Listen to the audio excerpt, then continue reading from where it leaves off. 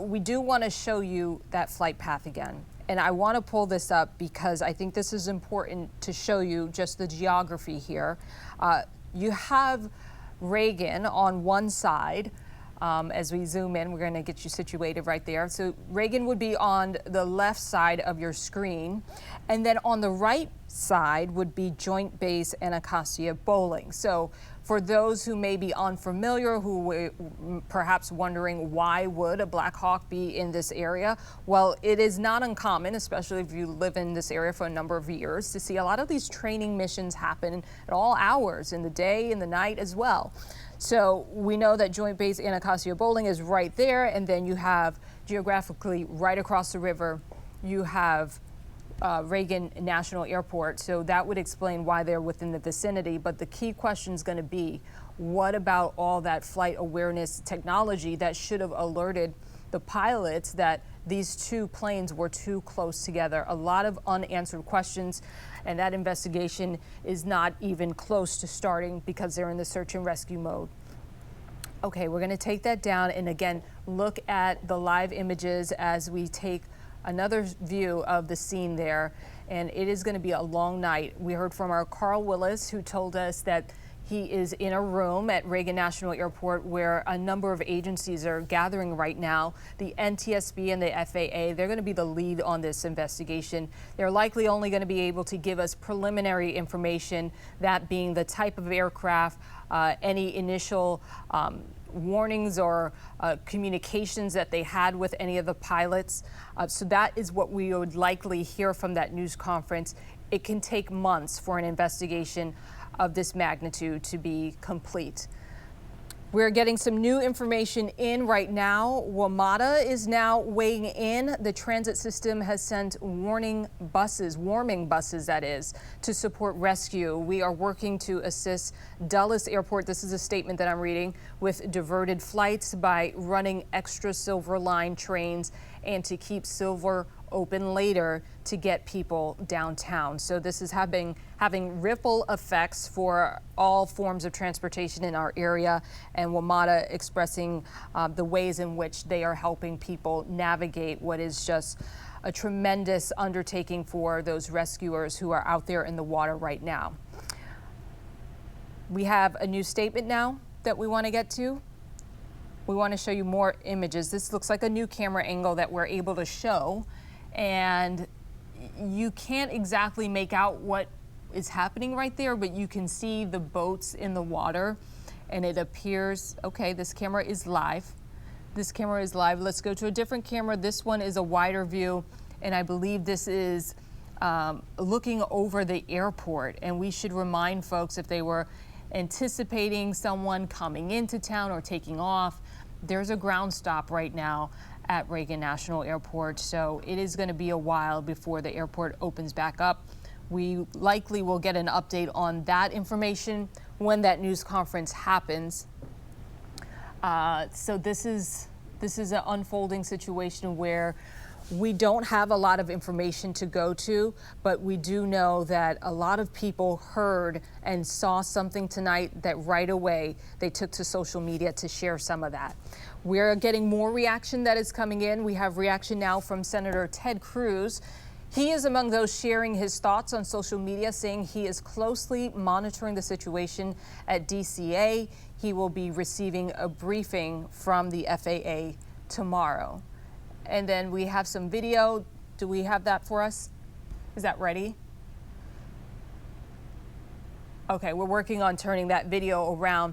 We want to remind our folks that are watching and joining us tonight that we have a team of reporters not only at the scene, but working behind the scene to gather this information as it comes in through social media and different statements from lawmakers as well as those working this investigation. So this is really a team effort night where we are tapping into all of our resources to bring you the latest on this breaking news.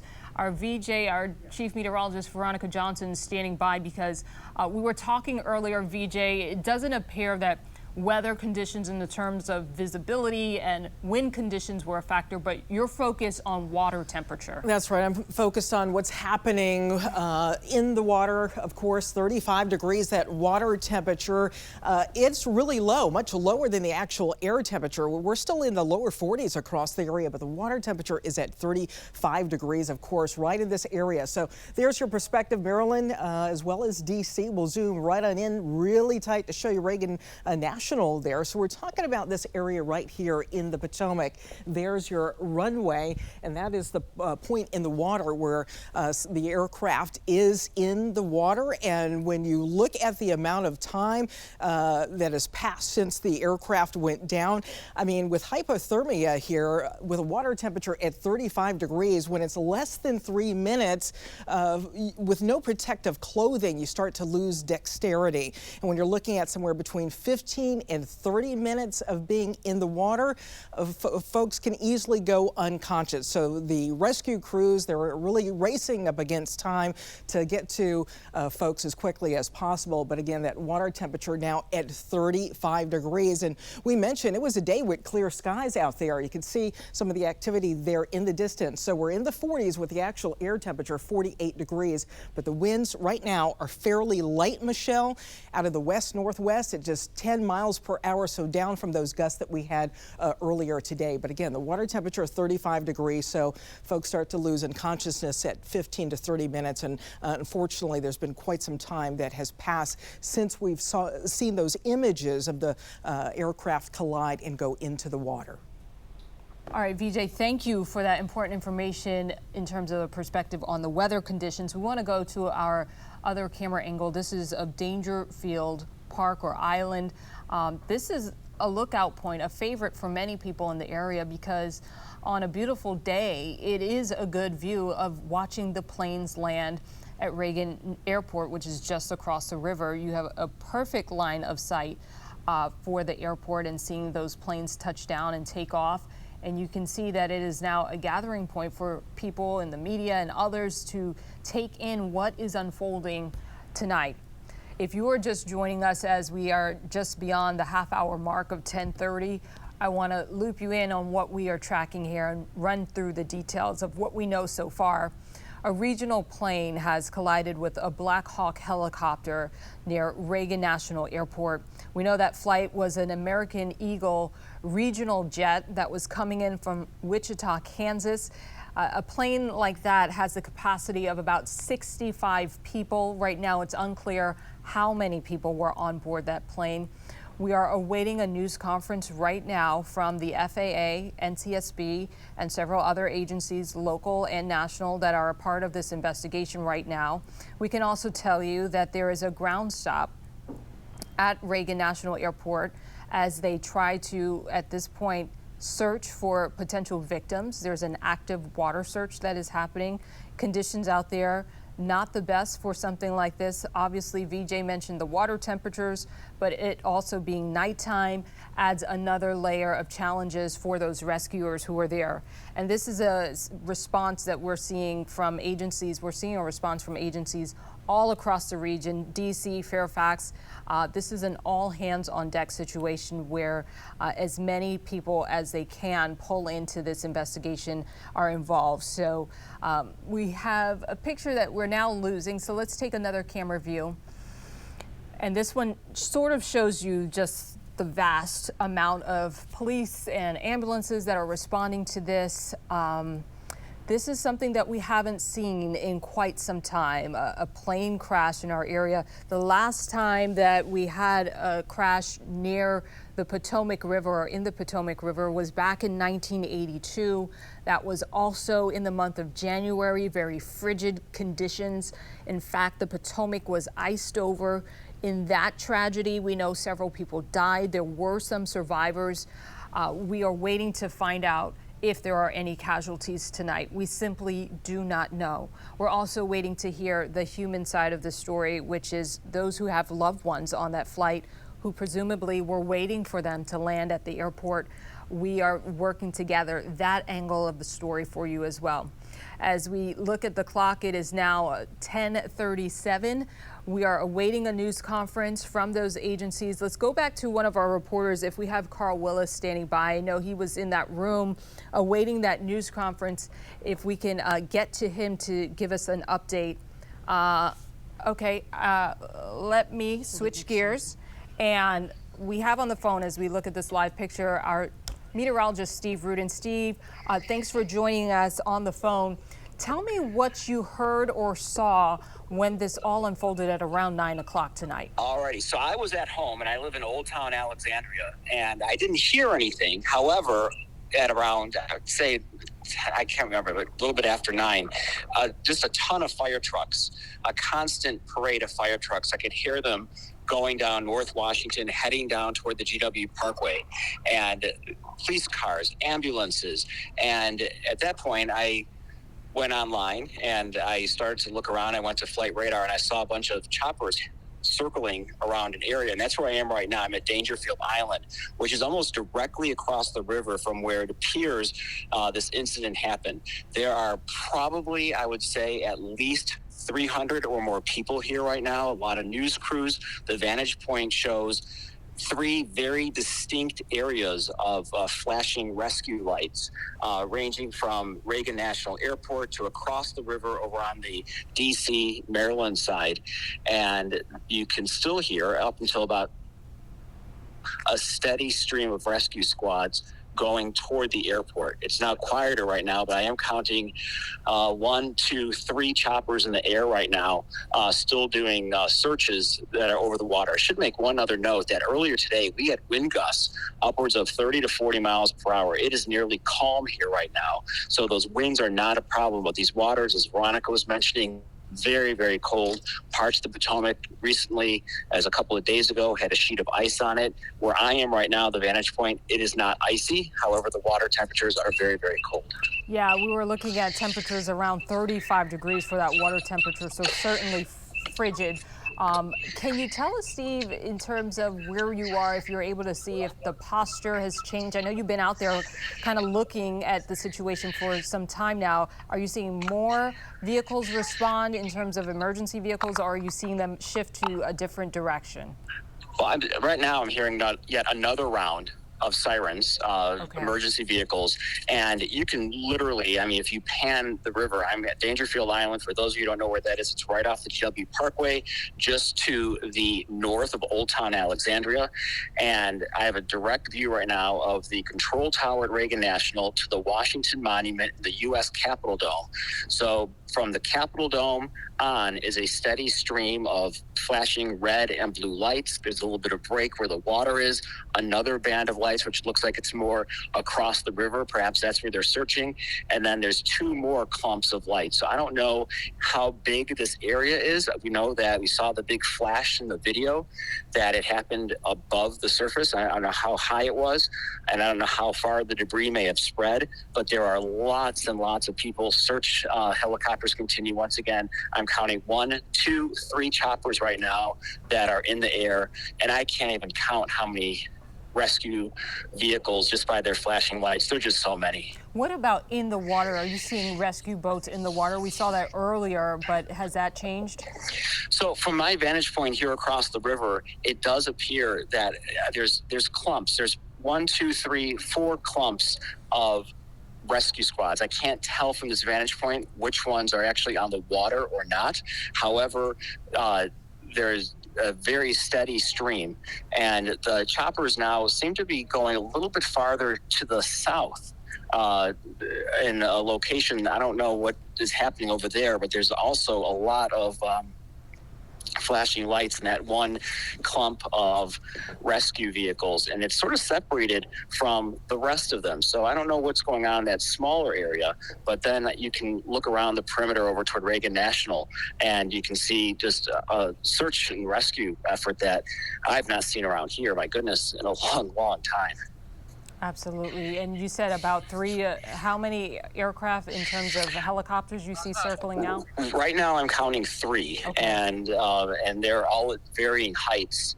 And they seem to be scanning. I mean, they're sort of moving in a, I mean, I imagine there's some sequence in which they're moving, but they're definitely covering a pretty broad area of the river that is just to the south of Reagan National. And Steve, not to put you on the spot, but I know one of your side hobbies is just fascination with aircraft. Do you have anything to add on that front?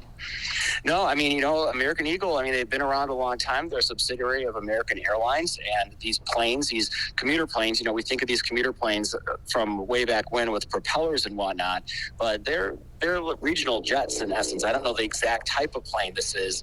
However, they hold quite a few people, and I think at one point, I don't want to even speculate how many people the plane holds, because I don't know what kind of plane it is, but some of these planes can hold upwards of 75 people. So they're not these small 25-seat planes that we're accustomed to seeing or remember seeing back in the day. Yeah, you're right about that. This one, we understand, holds about 65 people, but you're right, as you pointed out, we don't know how many passengers were on board this flight. Steve, thank you so much for adding your perspective to all of this. We're going to come back to you later tonight, because we're going to be on top of the story all evening. Steve, thank you. Steve Rudin standing by from Dangerfield Island for us. So we want to bring in our Chief Meteorologist, Veronica Johnson, now. And you've been looking at water temperatures. What more can you tell us about the conditions out there in the Potomac? Right, so holding at 35 degrees right now. Haven't seen any change with that, but that still is a very low water temperature. Winds out of the northwest. They'll start looking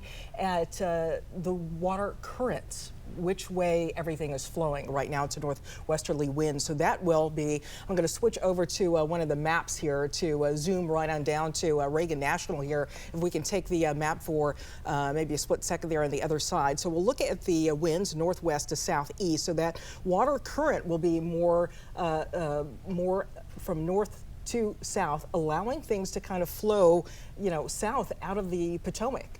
But the water temperature, that's what is so critical, of course, running at 35 degrees. And what I mentioned earlier is that at 35 degrees, there's so much that just happens with the human body, right? You see at 35 degrees, under 3 minutes, that loss of dexterity. These folks on the plane, of course, without any gear on.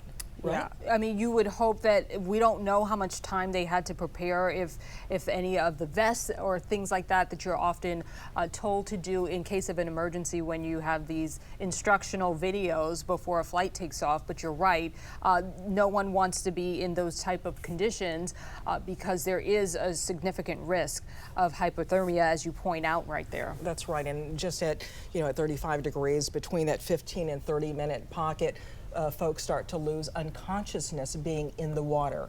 You lose awareness, unconsciousness, but like you said, we don't know what kind of time folks had to prepare before this happened. In the dark, you mentioned the plane crash in '82 in January. That really was weather related as well, with ice on the wings of the plane. In this instance, we've got less ice in the water, but at least the winds were light by this time this evening. That's right. Right. So winds were light, clear skies across the area, so we really don't know the factors that led to this incident this evening. Yeah, I mean, there are so many questions about how this all unfolded because of all the technology on board these aircraft, especially the Black Hawk, that should have alerted them that they are too close in proximity to another aircraft. Our Carl Willis is standing by. Stay close, VJ. We're going to come back to you.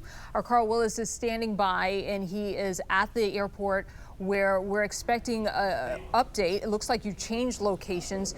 Carl, it looks like you're at baggage claim. Are you seeing families there? What's happening? No, Michelle, we actually just turned right around here. We're in Reagan National Airport. As you can see now, I'm in Terminal 1 near the Frontier check-in ticketing line, actually. This is where Reagan National, the officials here, informed media to come for the briefings. This will be, hopefully, where we get the latest information from officials here at Reagan National, where, again, all takeoffs and landings have been suspended as this investigation goes on. This is not the primary focus right now, but I can can tell you there are 19 delays and 7 cancellations. That does affect a few people as this happens right out the window. If you look across the way here, you can see some of the flashing lights, the fire response that's happening so nearby here. Again, this is a quiet corner of the terminal, but out there you can imagine the energy that's being exerted trying to rescue and find whoever was on these flights. Again, this was an American Eagle flight that was coming from Wichita, Kansas, that crashed on descent, on arrival here, coming to runway 33 at Reagan National Airport. Again, MPD, along with DC Fire and EMS, they are working on that search and recovery and rescue, hopefully at this point. PSA Airlines flight, a Bombardier, a regional jet, that collided with a Sikorsky H-60 helicopter, a military helicopter, what we've been told, on trying to, the flight that was trying to land here at DCA. So again, if we turn back around here, we can tell you that this is a staging area right now. We're hopefully, we haven't been given an ETA exactly when this briefing is going to happen, but we can take it as soon as that happens. Again, we are in the ticketing section inside Terminal 1 and awaiting the very latest information on this tragic crash. Michelle. All right, Carl, I have a couple of questions for you. I know you are standing by for that news conference, but if you can tell me, I would imagine with this ground stop, have those other flights that were scheduled for this evening, are they canceled and are folks leaving? There are a number of delays, so 7 have been canceled, 19 are still in delay status right now, but with the extent of this investigation, you can imagine that's going to go on throughout the night. So it's unclear whether those flights that have been delayed will eventually be canceled. Again, that is affecting 19 different flights at this point, so that is something certainly to watch. But again, of course, all the focus is on that rescue mission that's happening on the Potomac right now. All right, Carl Willis, live for us at Reagan National Airport, standing by for that news conference from the NTSB as well as the FAA. Carl, thank you. We want to go now to our, let's see, control room. Dave Lucas, we have our former anchor on the line. Dave, it feels like I just talked to you. I think I did earlier tonight. Who knew that this would be unfolding just a short time later? Dave, what can you tell us? I know in terms of just perspective, we were referring to that 1982 crash, and that's the last time we all really recall an event like this where there's a water rescue after an aircraft went down. How are you seeing the details so far? I know you were looking at some of those social media videos. That and many other reports. Obviously, this is the big story across the country right now, and I wish we were doing this on a happier note, but unfortunately, we're not. One thing I do see, though, is the parallels between this and that January 13th, 1982 Air Florida crash, which happened, it's worth remembering, during a snowstorm. The flight had been delayed for hours. It sat on the runway. It was de-iced by, if memory serves, maybe 1 or 2 times, but clearly not enough. As soon as the pilot took off, he realized that there was a problem, and the plane flew into the 14th Street Bridge. It happened during daylight, and so that's the difference between this flight. 74 on board, and I believe only 5 or 6 survived, including that one iconic picture of a member of the flight crew being pulled out of the water, obviously in great distress. It was a terrible thing. A very good friend of mine who was working for Channel 7 at the time as a photographer, George Patterson. He and Chester Panzer were the first 2 on the scene of that. And that long ago, that's something that George still doesn't like to talk about. One thing we should talk about, though, is as a result, almost directly of that flight, the impetus to develop what's known as the TCAS system, which is the in-flight radar, if you will. In our cars, we have things that tell us when we're following too close. Well, that's the analogy I can make to the TCAS. It's when planes are close together and or on a potential collision course, they're warned to break off and to move in other directions. TCAS was a direct result of that Air Florida crash back in 1982. Obviously, in the years of crash reconstruction that this is going to take, yes, we'll hear from the NTSB tonight, but this is only the very, very beginning of what will be a long and I trust exhaustive examination of what happened, how these two aircraft in what is very busy airspace at the very least. Turns out that National is the 24th busiest airport in the country, but even so, at night and when you have these different kinds of aircraft at different altitudes and areas of flight, how it's possible even with the best systems to have just a horrible accident like this. And we've seen the video now, and there's no question that the two planes, two aircraft collided, and that the bigger of the two, the one flight, the fixed wing aircraft, went right into the water. Hard to tell what happened to the helicopter, but you have to presume that it did too, and that's why there is such a focus. Now, I will say, and these are just reports, but they are from credible news organizations, that there have been people pulled from the river, but they're described as bodies, which would indicate that they were not survivors. We hope against hope that there will be some, as there were in that Air Florida flight. But right now, as Vijay told us earlier, with the water being as cold as it is right now, there is that very small window where you have to get people who might be otherwise medically compromised, perhaps unconscious, maybe not even breathing. You have to get them out of the river and try and immediately warm them up and see if you can't get them saved. There are so many aspects to this, and we're going to be talking about this and reporting on this, not just for days or weeks or months, but likely for years as well. Again, because I say this harkens back to that January 13th, 1982 Air Florida crash. Yeah, and while you were speaking, Dave, we brought up that graphic that Vijay created, because you're right, talking about the urgency that is required for a search like this. We know WMATA is sending those warming buses, but as you mentioned, the water temperature is so critical right now. Right. The point where really, I mean, it's a very, very short amount of time to get to the people that are in the water. And, you know, this happened, what was the time that was recorded on this? 9 o'clock is when 9 they reported. o'clock. So unfortunately, we're past that. You know, 30 minutes, up to 30 minutes where folks start to lose unconsciousness, well-being. So folks, you know, it could be that, you know, they may be underwater. Unfortunately, you know, we hope that's not the case.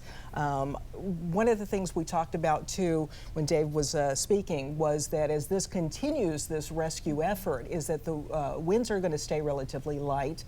Skies in the morning should be mainly clear, so we're not talking about any rain here that's going to come with this rescue effort. It's going to be clear skies, light winds for them. Temperatures in the morning that'll be around 37, 38 degrees, the actual air temp, and that means the water temperature could drop a few more degrees as well. We're at 35 degrees right now, so by morning that water temperature could be around 33 degrees. What can you tell us about the force of the water current? Because a lot of times we see the Potomac River in images like this, and sometimes it can appear still, but it is a very forceful river. It is, right. In big bodies of water, you can see that current move much easier. Right now, the winds are out of the northwest, and even though they're relatively light at about 5 to 10 miles per hour right now, it's still a current that would carry anything from north to south out of the Potomac, so more away from the area, of course, where the incident took place. I think that search will start to broaden by morning, certainly throughout the day tomorrow. But again, I like that we don't have any weather that's going to be moving in anytime soon. Rain, of course, in the forecast for tomorrow, but it's not going to be till late tomorrow around 10 to 11 p.m. Okay. And and temperatures tomorrow afternoon should be in the 50s. Relatively quiet day to continue that rescue effort. But yes, current right now we're looking at that along with the water temperatures that are just so low coming after a week of actual air temperatures that were in the 20s.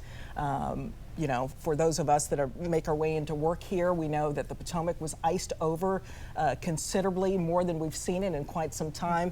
Just last week, before we got this little warm up. Well, that's certainly favorable to hear that we don't have any serious weather moving in at least the next 24 hours. We have our Natalie Spala. She is at Dangerfield Park. Natalie, tell us what you're seeing where you are. Yeah, Michelle, I can offer only perspective what is going on here at Dangerfield Park. I mean, this is a very active scene in terms of people who are curious about what's going on. Right now it is relatively quiet, and it's eerily quiet because all you can hear right now are a few small conversations taking place between people and then the buzz of the choppers going on around the Potomac. And right now there's no crews here, nothing in that regard, no fire, EMS, very quiet, very still. A lot of people just curious about what's going on. The marina is packed right now. I see cars circling the parking lot. A lot of people trying to find a parking spot just to get a sense of what's going on here. But again, the sense is very eerie, very dark. A lot of people are very quiet, but again, just curious about what's going on. I want to step out of the way though, just so you can get a sense of what the scene is that people are taking in. And again, very quiet, very dark over here, but a lot of people, I'd say easily more than 100 people here right now, just very quiet, taking in the scene. And again, you see all the lights on the other side of the Potomac. Nothing in that regard going on, but you can hear that chopper, the buzzing of the chopper. It's very eerie, like I mentioned, but right now I can count 1, 2. That's pretty much it in terms of choppers in the air right now. Lots of lights, though, on the other side of the Potomac, just kind of adding to this scene. But right now I've spoken to a few people, some of them, or most of them actually, from the area close by where we are here at Dangerfield Park. They didn't see anything, didn't hear anything, but a lot of people were able to see this on the news, saw it on Facebook, wanted to come out here and see. And I also did speak with a few people who do live in the area very close by, and they did mention that there has been a lot of activity in the air, especially in these last few days. Noises, images, just a lot of helicopters and airplanes, and that's pretty typical for this area right around DCA. But some people also did mention that they believe it was an increased presence in those aircraft within the last few days. So once again, a lot of people out here, cameras, TV crews, everyone wants to get a sense of what's going on. But again, like I mentioned, very quiet. A lot of people just curious and wanted to see that for themselves. Michelle? Natalie, thank you for that report. Yeah, this is a story gaining national attention. Right now, we know that a lot of folks first hearing about this on social media. We saw some of those first images of the impact of the big blast in the sky, and that all caught our attention. Standing by right now is our John Rogers. He's at the alert desk checking some of the latest information. Okay, we're going to get to John in just a moment. All right, Michelle, thank you. So we are just learning just moments ago more about this helicopter. We're told that this Black Hawk that collided with the plane had 3 soldiers on board and was coming from Fort Belvoir and was not carrying any VIPs. As we all know, it's very common to see these choppers flying above the Potomac. It often is used for travel in the D.C. area. So again, the Army has confirmed that this had come from Fort Belvoir. In the meantime, as you had mentioned, Michelle, all over social media, people were sharing these chilling images where you can see the flash, and in a moment you see a little zoom in here where you can see the what appears to be the collision caught on a CCTV camera. This pointing from the Kennedy Center. Very awful to see that. Many people on social media sharing these chilling images, including this, where you see the flight path from the plane as it's headed toward DCA, flying over the Potomac, and then sadly, the plane never fully arrives to the runway. The image here from flight radar has it stopping right there in the middle of the Potomac. The FAA, as we already know, has been putting up posts providing what little information they can at the moment on this latest in the situation. American Airlines confirming this